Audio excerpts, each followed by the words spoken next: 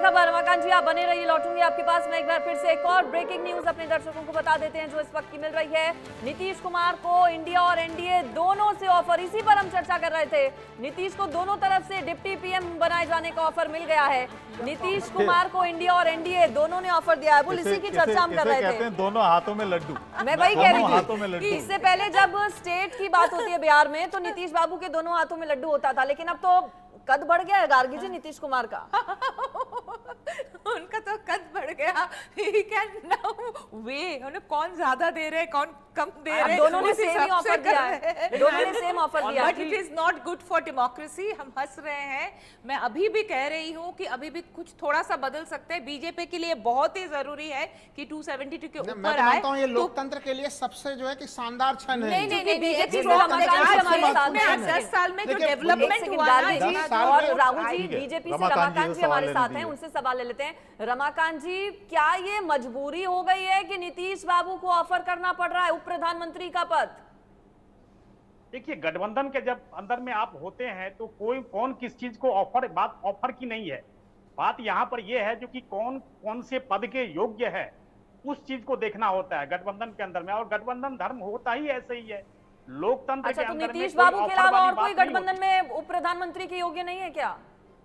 नहीं, मैं ये चीज नहीं कह रहा हूं जो कि कोई है या नहीं है, लेकिन विशेष अगर कोई किसी को पद दिया जा रहा है, मुझे लगता है जो कि विशेष अनुभव के आधार पर या विशेष। चलिए, मेरे से आशिफ इकबाल मेरे साथ जुड़ गए हैं। आशिफ, दोनों तरफ से ऑफर मिला है, दोनों हाथों में लड्डू हैं नीतीश कुमार के, कौन सा लड्डू खाएंगे?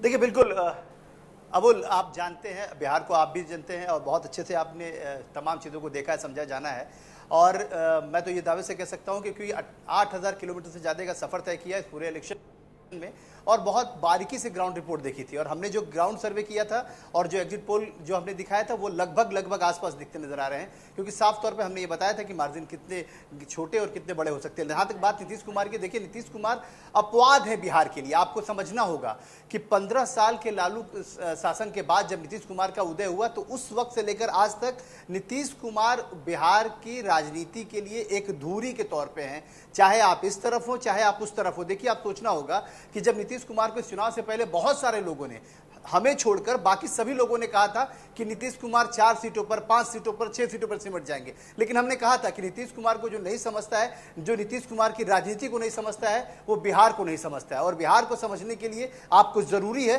कि नीतीश कुमार के वर्किंग स्टाइल को, नीतीश कुमार के काम को समझना पड़ेगा। नीतीश कुमार कोई भी बयान, मैं आज दावे से कह रहा हूं, कोई भी बयान बिना सोचे समझे नहीं देते। उनको दोनों तरफ से, देखिए अबुल, उनको दोनों तरफ से लगातार कॉल किया जा रहा है। यहां तक कि सम्राट चौधरी जब मिलने जाते हैं तो वो ये कह देते हैं कि मुझे अभी लंच करना है, मैं लंच करने के बाद मिलूंगा आपसे, जबकि वो डिप्टी सीएम है बिहार के। लेकिन सम्राट चौधरी से उनकी मुलाकात नहीं होती है।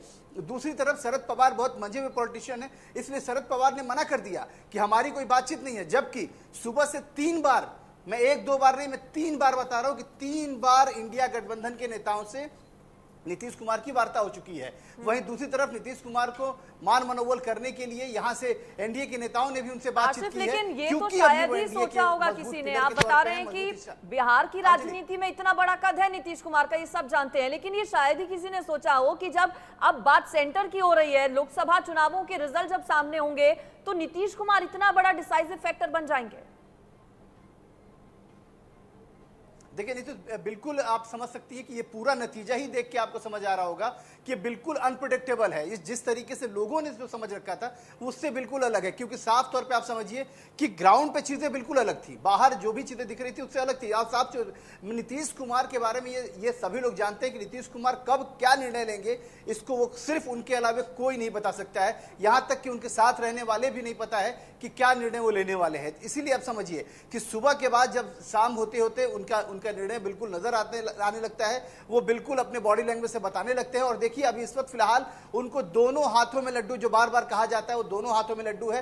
अब वो देखना चाहेंगे बार्गेन कैपेसिटी कितनी बड़ी होती है उनकी, ये सबके सामने है। अब वो देखेंगे कैलकुलेशन कि बिहार में किस तरह से एक्यूशन उनका बैठता है, और उसके बाद अगर सेंट्रल की तरफ वो मुखातिब होते हैं तो उनका किस तरह से एक्यूशन होगा। आप सोचिए ना कि अभी से 24 घंटे पहले नीतीश कुमार जब दिल्ली आए थे तो पहले उनका मिलने का कार्यक्रम प्रधानमंत्री से था, प्रधानमंत्री से उनकी बहुत औपचारिक मुलाकात हुई, उसके बाद अमित शाह से मिलना था लेकिन वो मुलाकात नहीं हो पाई और सीधे नीतीश कुमार पटना पहुंच गए। तो ये कहीं ना कहीं से जो घटनाक्रम बदला है, इससे नीतीश कुमार की वजूद में इजाफा हुआ है और नीतीश कुमार अब बहुत कुछ सोचने समझने के बाद आसिफ, आप बता रहे हैं कि सम्राट चौधरी से उन्होंने मुलाकात नहीं की, इसके क्या मायने, क्या समझे, क्या कोई संकेत?